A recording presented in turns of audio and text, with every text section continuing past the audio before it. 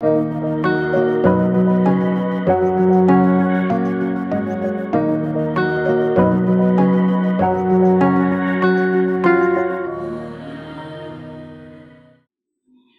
morning, all protocols observed.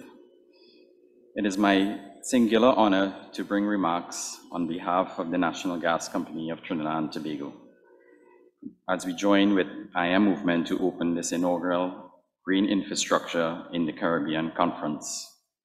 NGC's decision to participate in the delivery of this timely conference was an easy one to make. In recent years, our company has shifted focus to sustainability.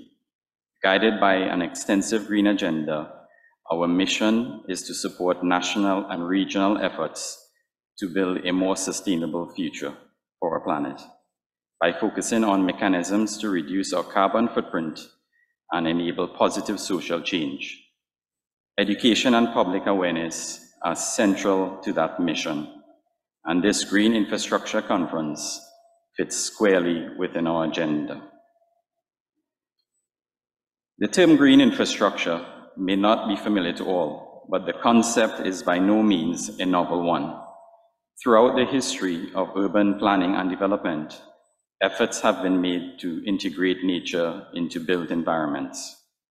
Public parks, community gardens, and urban landscaping are all examples of attempts to make cities greener and to reap the health and aesthetic benefits of building around nature. Trees provide shade and visual reprieve in concrete jungles. Parks and open spaces are retreats for recreation and family outings. Gardens provide opportunities for communal agriculture and building food security. And in general, greenery helps filter pollutants and improve air quality. These services are critical, but they represent just a fraction of the value that nature can add to our infrastructure.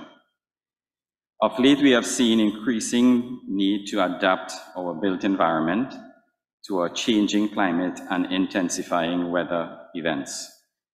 In the Caribbean region alone, countries have suffered billions of dollars in losses over the past few years due to destructive hurricanes and flooding.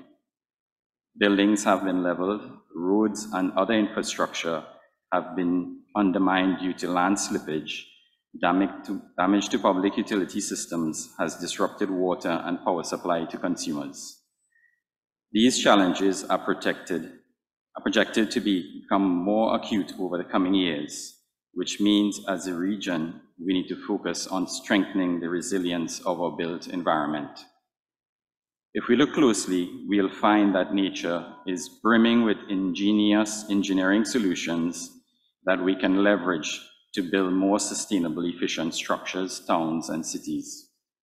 A prime example can be found in the fibrous root system of the vetiver grass, which supports soil stabilization and helps create natural retaining walls. Integrating this grass into landscaping is one way of building.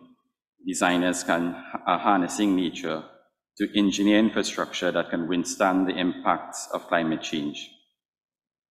The vetiver case study is a central axis of this inaugural conference, and we will learn more about this in the sessions to follow.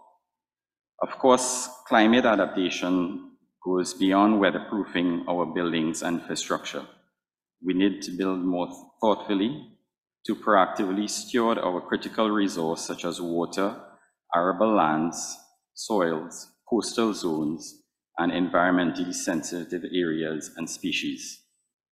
This requires proper planning and investment in sustainable building materials and technologies. Ladies and gentlemen, it is in this context that makes IAM Movement's Caribbean Green Infrastructure Conference such a timely and important event. The conference has brought together leading industry experts to share insights and guidance around green infrastructure and financing in the region. Over the next 2 days, real-world case studies will illustrate effective methods for integrating nature into our built environment. We will learn how to design more resilient structures and how to align planning and development with global sustainability goals. We will also learn about opportunities to access funding for such projects. As we have seen with other conferences of this kind, the exchange of knowledge and ideas throughout platforms like these goes a long way to building capacity. The more we know and the more we learn vicariously, the more we can innovate and find solutions to address our endemic challenges. These conferences also give us invaluable networking opportunities so we can connect with others across the region who might have answers to our problems. We at NGC are thrilled to support this initiative and help facilitate the meeting of the minds around these topical issues. It is our sincere hope that all attendees will leave this conference motivated and better equipped to take the challenge of sustainable nation building. On behalf of NGC, I wish to thank our partners at I Am Movement for their dedication and the cause of sustainability. It is extremely heartening to see young people championing environmental activism. Your voices are powerful, your work has impact.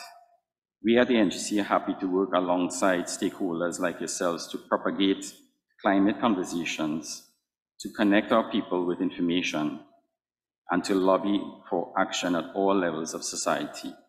All the best for a successful conference, and we look forward to learning from you. I thank you.